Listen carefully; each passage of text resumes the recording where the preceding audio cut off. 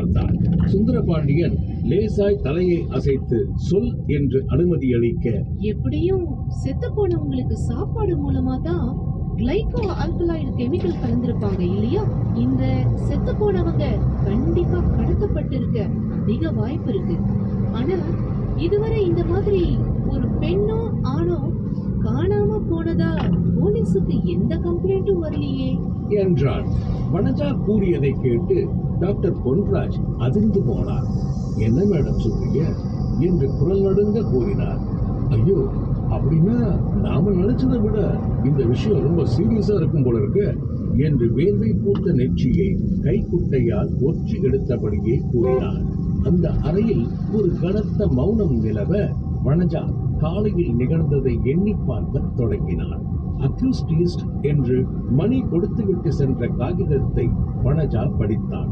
அதன் பிறகு ஹாஸ்பிட்டலும் ஆசிரமத்திலும் பிணமாக தொங்கிக் கொண்டிருந்த போது எடுக்கப்பட்ட அந்த பெண்களின் புகைப்படத்தோடு குற்றவாளி பட்டியலில் இருந்த பெண்களின் புகைப்படத்தை ஒப்பிட்டு பார்த்தான்.